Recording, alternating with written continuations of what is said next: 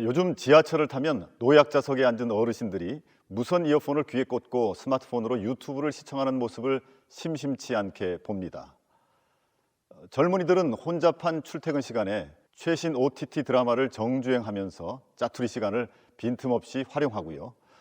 청소년들은 힙한 장소만 있으면 어디든 스마트폰을 세워놓고 댄스 챌린지 영상을 찍고 편집해서 SNS에 올립니다. 더 어린아이들은 태블릿으로 재미난 게임을 하면서 한글과 영어를 동시에 깨우칩니다. 자, 우리는 대중문화가 우리의 삶 속에 깊이 들어와 있다 정도가 아니라 우리 삶 그 자체라고 해도 전혀 지나치지 않은 시대를 살아가고 있습니다. 우리는 대중문화를 통해서 시대 정신을 배웁니다. 쇼폼 영상을 쓱쓱 넘겨보면서 요즘 유행과 최신 유머를 알게 되고요.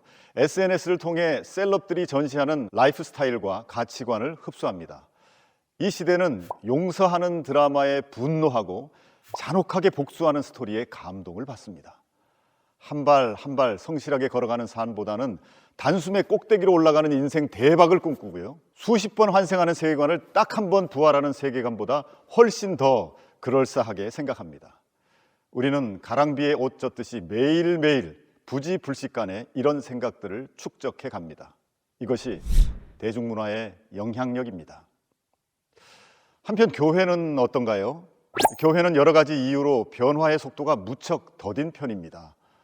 대중문화에 대한 태도가 굉장히 신중하기 때문인데요. 지금까지 교회는 대중문화로 인해 복음의 진리가 훼손당하거나 방해를 받을까 봐 대중문화의 유입을 무척 조심스럽게 다루었습니다. 때로는 거부하기도 했고 어떤 것에 대해서는 거세게 저항하기도 했습니다. 일례로 과거 90년대에는 뉴에이지의 음악이나 헤비메탈을 사탄의 음악이라고 판정하고 죄악시했었죠. 그 시대에는 교회 밖의 문화는 모두 악하고 세속적이라고 평가하는 이원론적인 사고방식이 있었습니다. 현대에 와서는 양상이 좀 달라졌는데요. 이제는 성도들이 세상이 생산하는 문화를 향유하고 소비하는 것에 대해서 교회가 거의 간섭하지 않습니다. 대중문화를 분별하고 평가하는 일 또한 성도 개개인에게 맡기고 있는 실정입니다. 어쩌면 손을 놓았다고 보는 게 맞을지도 모르겠습니다. 현재 교회가 적극적으로 생산하고 향유하는 문화는 예배 음악이 유일하다고 볼 수 있는데요. 기독교 음악은 메시지나 스타일 면에서 대중음악과 많이 다르고 일반 대중도 CCM을 매니아적인 장르의 하나로 인식하고 있는 편입니다. 그러나 예배 음악 외에 다른 분야, 이를테면 영화라든지 미술, 연극 등의 대중문화의 분야는 교회 안에서 크게 주목받지 못하고 목회에 활용하는 빈도도 현저히 낮은데요. 아무래도 교회 문화라는 것이 압도적으로 예배 중심으로 형성되어 있기 때문일 것입니다. 대다수 교회에서 목회에 활용하는 문화적 요소는 예배 찬양과 행사 리뷰 영상 정도가 전부가 아닐까 생각합니다. 그러다 보니까 세상 문화와 교회 문화 양쪽을 전부 접촉하면서 소비하는 성도들이 느끼는 격차는 점점 커질 수밖에 없습니다. 세상의 영화와 드라마, 또 예능, 콘서트, 전시회 이런 것들을 활발하게 접하고 향유하는 요즘 젊은 세대들에게는 교회가 지루한 곳일 뿐 아니라 고루하기 짝이 없는 곳인 게 당연합니다. 혹자는 이렇게 말씀하실 것입니다. 교회는 은혜 받으면 끝난다고요. 이런 얘기 다 필요 없다고요. 맞습니다. 진심으로 동의합니다. 그러나 이 시대의 교회는 그 기막힌 은혜를, 그 귀한 진리를 이 세대에게 매력적으로 전할 방법을 잘 모르고 있습니다. 이제는 교회가 문화적 요소를 더는 외면할 수 없는 시대가 되었습니다.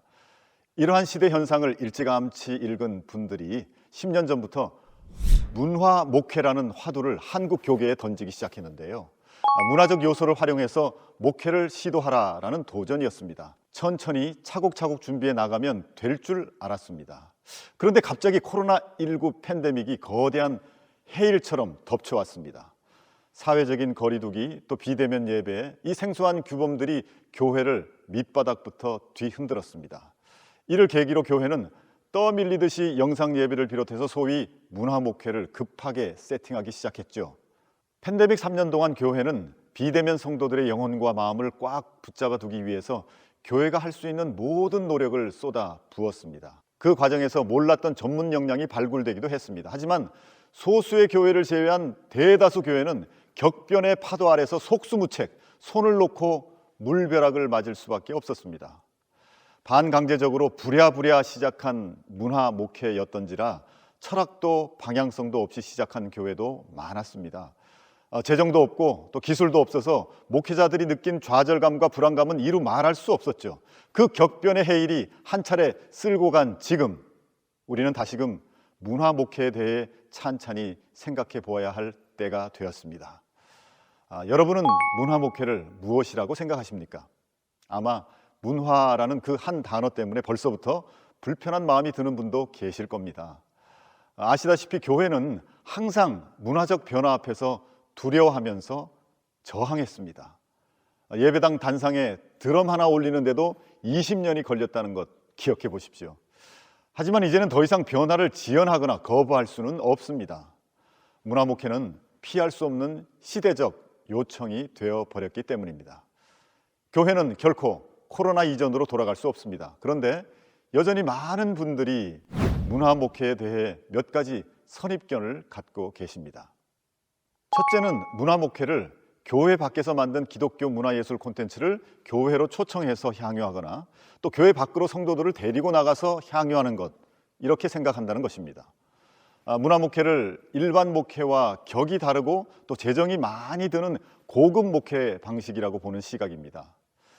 둘째는 문화 목회를 인기 있는 대중문화를 모방하거나 또 표절해서 일시적으로 성도를 교회로 유입시키는 일종의 유인책 정도로 생각한다는 것입니다. 이것은 문화 목회를 목회 그 자체가 아니라 목회를 위한 수단, 또 도구로 보는 시각일 것입니다. 셋째는 문화 목회가 역사적으로 오랜 세월 지지받아온 전통적인 목회가 아니라 스마트폰 등 첨단 미디어가 발달한 21세기부터 대두된 개념이라는 생각입니다. 말하자면 문화 목회는 교회 예전에 있어서 정통성이 없는 목회 방식이라고 보는 시각입니다. 자, 여러분은 어떻게 생각하시나요? 이런저런 선입견이 여전히 존재함에도 불구하고 문화 목회는 어느새 이 시대의 목회의 거대한 물줄기가 되었고 무시할 수 없는 대세적인 흐름이 되었습니다. 그러므로 문화 목회에 대해서 100% 동의가 안 되신다 해도 최소한 이에 관한 공부를 하셔서 목회자 본인이 타당한 대학 논리를 가지고 있어야 할 것입니다. 하물며 문화 목회를 지향하고 또 장차 본인의 목회에 구현하고자 하시는 목회자라면 더더욱 깊이 연구하고 고민해서 자신만의 철학과 방향성을 가지고 있어야 할 것입니다. 그래야만 방어적인 당회를 설득도 하고 또 교회의 변화를 꾀할 수 있지 않을까요? 자, 이쯤 되면 당연히 이런 질문이 떠오르실 것입니다. 문화 목회란 무엇일까? 과연 문화 목회는 성경의 지지를 받는 목회 방식일까? 다음 영상에서 그 이야기를 나누어 보겠습니다.